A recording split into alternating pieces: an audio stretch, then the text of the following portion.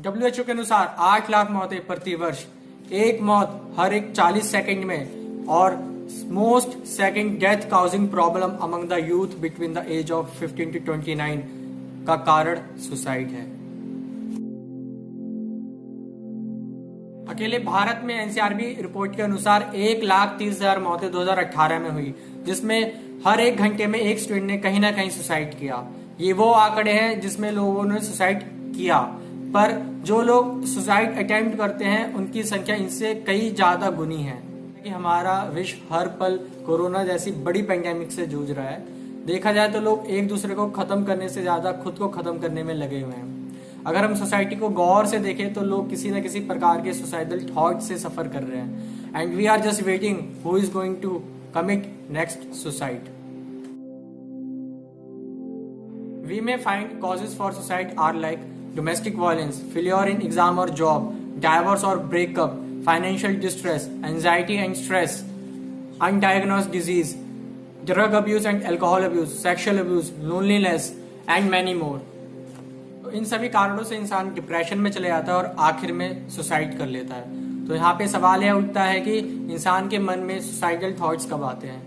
जब उसे अपनी जिंदगी से ज्यादा प्यारी उसे मौत लगने लगती है, तब उसके मन में सुसाइडल थॉट्स आना स्टार्ट कर देते हैं। तो दिक्कत इस बात की है कि हम यहाँ पे रूट कॉज नहीं जान पाते कि आखिर में लोग आत्महत्या क्यों करते हैं। इसको जानने के लिए आप वीडियो के अंत तक बने रहिए।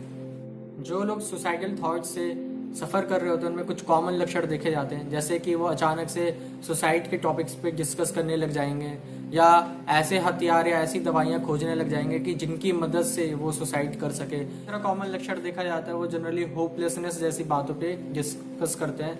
वो ये कहते हैं कि आगे जाके उनकी लाइफ में कोई होप नहीं रह गया, कोई फ्यूचर नहीं रह गया उनकी लाइफ का। चौथा जनरली कॉमन लक्षण ये देखा जाता है कि आखिर में बात करते वक्त फोन पे या बातचीत आमने सामने करते वक्त कुछ वे ऐसे शब्द यूज करेंगे जैसे कि गुड बाय, या पता नहीं अब आखिर में हमारी कब मुलाकात हो या ना हो, या जिंदगी आगे रहे या ना रहे, ऐसे शब्दों का वो यूज करते हैं। पांचवा जो कॉमन लक्षण देखा जाता है कि उनमें सेल्फ डिस्ट्रक्टिव हैबिट्स वो अडॉप्ट कर लेते हैं और बहुत ज्यादा कंजप्शन स्टार्ट कर देते हैं, ड्रग्स का, स्मोकिंग का या ड्रिंकिंग का, इवन सेल्फ सेक्सुअल अब्यूजिंग भी वो करना स्टार्ट कर देते हैं। तो अगर इनमें से कोई भी लक्षण किसी में दिखते हैं या हम में ही दिखते हैं तो सबसे पहले हमें इमीडिएट हेल्प लेनी पड़ेगी या देनी पड़ेगी। इन सिचुएशंस में हमें क्विकली रिस्पॉन्ड करना पड़ेगा, अदरवाइज कोई भी आत्महत्या कर सकता है। इसके लिए सबसे पहले हमें खुलकर लोगों से बातें करना पड़ेगा और एज अ फ्रेंड बात करना पड़ेगा। और बात करते वक्त हमें इस बात का ध्यान देना है कि हम किसी प्रकार से उस व्यक्ति को डांटे नहीं, या उसके सेंटिमेंट्स को हर्ट ना करें, या उसके ईगो को हर्ट ना करें, बल्कि उसे उसकी अच्छी क्वालिटीज गिनाएं और उसे एनकरेज करें। दूसरा, इसमें हम उसे हेल्प या सपोर्ट कर सकते हैं। एज अ फ्रेंड हम जो भी हेल्प कर पाए वो हमें करना चाहिए। दूसरा, अगर हमें लगता है कि सिचुएशन बहुत हद से ज्यादा गंभीर है तो हमें उसे किसी काउंसलर से उसकी काउंसलिंग करवानी चाहिए। Due to lack of spiritual knowledge people live their life for worldly goals. लोग सोचते हैं कि जो सक्सेस है या हैप्पीनेस है वो आती है bye achieving name, fame, money and post and position. अगर इसके अनुसार अगर हम सक्सेस या हैप्पीनेस का पैरामीटर नापें तो इस हिसाब से ऐसे कई सारे मिलीनियर्स हुए जैसे कि जोनाथन व्रेथ, क्रिस्टोफर फॉस्टर, या सेलिब्रिटीज हुए जिया खान, सुशांत सिंह राजपूत, इवन कॉमेडियंस जैसे कि रॉबिन विलियमसन, इनको सुसाइड नहीं करना चाहिए था। So this is the narrow-minded definition of success in terms of material achievements lies at the root of suicidal thought।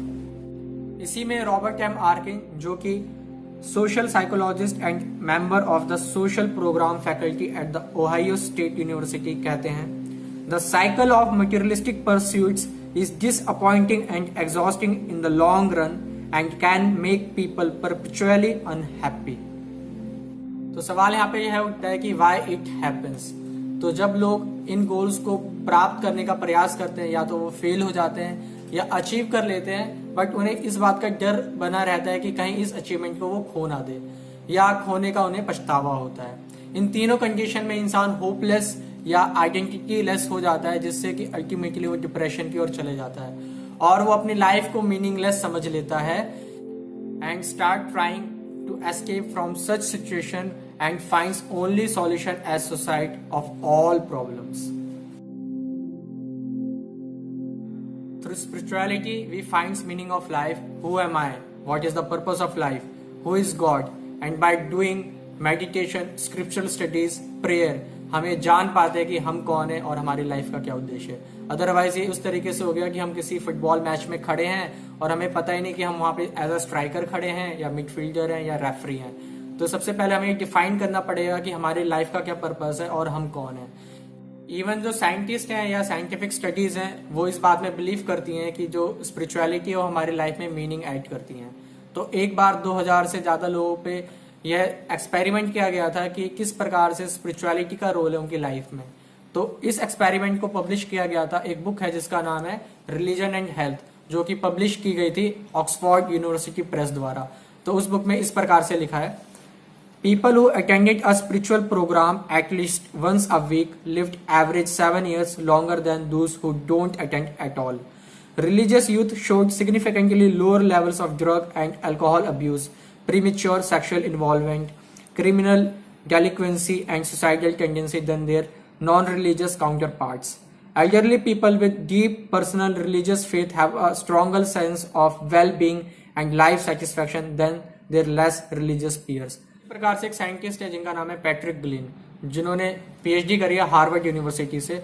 वो अपनी बुक में, जिनका बुक का नाम है गॉड द एविडेंस, उसमें इस प्रकार से लिखते हैं, religious believers are found to be less prone to suicide, alcohol abuse, drug abuse, divorce, stress and depression. Religious believers are found to have greater marital and sexual satisfaction and overall happiness and psychological well-being. The statistics show that it is difficult to find a more consistent correlative of mental health or a better insurance against self-destructive behaviors than a strong religious faith. So by spirituality, our life perspective changes and we see life not as a 100-meter sprinter, but we see as a marathon runner.